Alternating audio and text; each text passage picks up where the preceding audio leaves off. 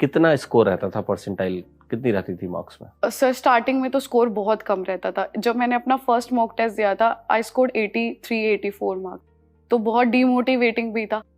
और उसके बाद धीरे धीरे सर स्कोर इम्प्रूव होना स्टार्ट हुआ, बट 130 पे आके फिर एक टाइम पे स्कोर रुक गया था।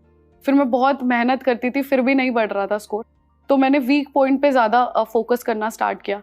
और जीके मेरी कहीं ना कहीं थोड़ी वीक थी, तो मैंने जीके पे भी करंट अफेयर्स और साइंस अपनी अच्छी की, तो उससे मैं 130 to 150 देन स्कोर करने लग गई। मार्क्स से आपने नोट्स वोट्स बनाए या कैसे एनालिसिस करते थे मार्क्स की?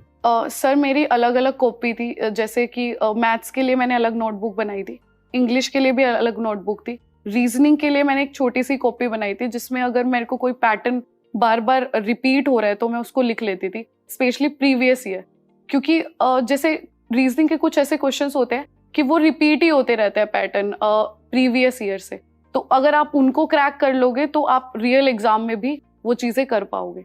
मैथ्स और इंग्लिश के लिए मेरी अलग से नोटबुक थी, जीके में नहीं लिखती थी, बट मैं ये चीज़ें देख लेती थी कि किस तरीके के क्वेश्चन ज़्यादा आ रहे हैं स्पेशली प्रीवियस ईयर से, ताकि मैं उन पे ज़्यादा फोकस कर। और ये टाइमिंग जो एक फैक्टर होता है ना एग्जाम में, कि किस क्वेश्चन में आपने कितना टाइम दिया, ये भी आप एनालाइज करते थे? यस सर, मैं ये चीज़ बहुत एनालाइज करती थी, स्पेशली मैथ्स में कुछ क्वेश्चंस में सर 1 मिनट 2 मिनट भी लग जाती थी, तो मैं ये देखती थी कि ये क्वेश्चन मुझे आता नहीं था या फिर मैंने टाइम ही ज़्यादा लिया कैलकुलेशन की वजह से, तो उन चीज़ों के अकॉर्डिंग मैं अपने आप को इम्प्रूव करती थी।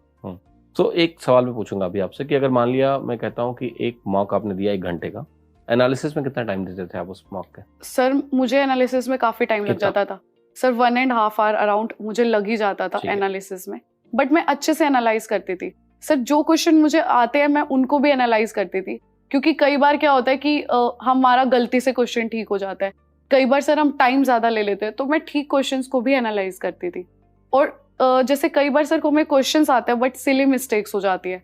मैथ्स में क्वेश्चन होता था जिसमें मिल्क वाटर का क्वेश्चन होता था और लास्ट में वाटर इज टू मिल्क की रेशो पूछ लेते थे, तो ऐसी सिली मिस्टेक्स बहुत होती थी, ये सब मैंने मॉक्स के थ्रू इम्प्रूव किया।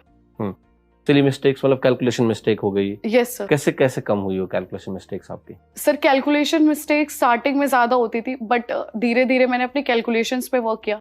जब मैंने स्क्वायर क्यूब्स और टेबल्स की तो कैलकुलेशन जल्दी भी हो जाती थी, तो इस तरीके से और मॉक के थ्रू मैंने कैलकुलेशंस पे हो गया ठीक। एवरेज परसेंटाइल अगर मैं आपसे पूछूं 50 मार्क्स में कितनी रही होंगी आपकी प्रीलिम्स में? सर अराउंड 85 to 90% है। 85 to 90%। Yes. एक्यूरेसी परसेंटेज लगभग एवरेज क्या था आपका? सर मेरी स्टार्टिंग में एक्यूरेसी बहुत खराब थी, मेरे 20 क्वेश्चंस भी गलत हो जाते थे, बट देन मैंने जीके में कम अटेम्प्ट करने स्टार्ट किए, और इंग्लिश में भी जैसे कुछ ग्रामर के रूल्स होते हैं तो हमें एक इंट्यूशन आती है कि यही हो सकता है, तो वो भी चीज़ें मैंने कम करनी स्टार्ट की, देन बाद में मेरी एक्यूरेसी अराउंड 90% हो गई थी। 90%। और आपकी Yes. परसेंटाइल मॉक में 85 to 90 रेंज में रहती थी, ठीक है? Yes sir.